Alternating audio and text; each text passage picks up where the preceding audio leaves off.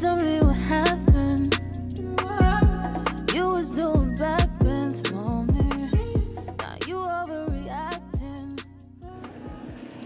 Hey guys, welcome back to the channel. For those of you who are new, hey, welcome to the channel. My name is LaDawn. This is the No Lie Naturally Me channel, and I'm so glad you decided to join us today. It's winter time, so I'm protective styling. One of the protective styles I've been absolutely loving is this lace front wig. You guys know I purchased about 3 months ago. So because I've been wearing wigs so often, I did a little research to find out some little hacks that I could use to keep my wig in place without damaging my edges. It works 100% of the time, and that's what I'm gonna share with you guys in this video, all right? So before I get started, always just pull my hair back in a low ponytail. I rarely ever braid my hair. Y'all know what my braids look like, so you know why. Then I use this thing that is a freaking lifesaver. So this is what's called a wig grip, and I'm gonna show you how I put it on. So it's really pretty simple. You just take that tab and you line it up above or right in front of your ear, and then you wrap the wig grip around your head and you secure it using the Velcro tabs.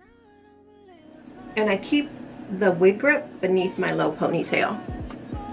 Now I'm just going to put my wig on per usual. I'm going to take the band that I installed and I'm actually going to put that beneath my low ponytail. So it's right beneath there. I'm just going to slide the wig grip back just a smidge, just to leave my edges out. As you can see, so my wig is installed and it's not it's not moving. This is high winds tested. It's not gonna move. So the whole point of the wig grip is so that you don't have to use glue or any sort of adhesive to your hairline. So at this point I could just add, like, you know, I could pull this down further and add foundation or whatever and kind of blend it in with my skin tone. Or what I opt to normally do is just pull a little bit of this hair out in the front and blend it with the wig. Today I'm not going to do either of those because I've demonstrated those techniques before. I'm going to show you just a really quick and easy way that I wear this wig, especially since, why am I hunched over like this? I'm going to demonstrate a really quick and easy way to put on my lace front wigs. You know, and I usually wear my hair like this for work. So this is really cool, and some of you may do this, but I just thought I'd make a video just because other people may not be aware that you can do this with your lace front wigs.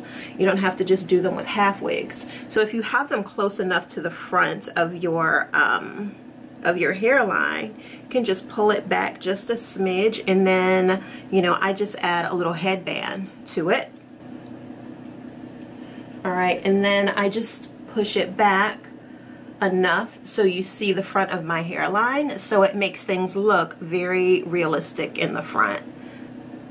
I zhuzh the baby hairs a little bit, but I leave it so that you can see the front of my hairline, and then people don't know that I'm actually wearing a wig. They think I'm wearing the headband not to hide the front of the wig. They think I'm just doing that to hold my hair back. So, you know, it's a great little, you know, technique to make your wig look even more realistic. I do no longer have to use the combs that are on the inside of the wig. Regular use of those combs can cause your sides, especially along the hairline or wherever you place them in this area, to become thin or to become tender.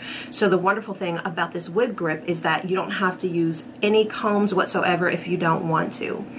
I do use the comb sort of in the back here, and I put it right beneath the wig grip in the back. And the reason I do that is because I have a small head, so most wigs are too big on me anyway, and I usually have a little bit of extra back here.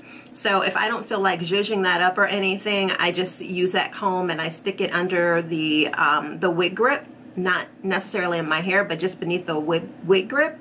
So then I know that this is going to lay nicely, you know, in the back, given that I have a small head. And then that's it. So I hope you guys have enjoyed this tutorial. If you have any questions, please don't hesitate to leave them in the comment section below, and I will see you guys in the next one.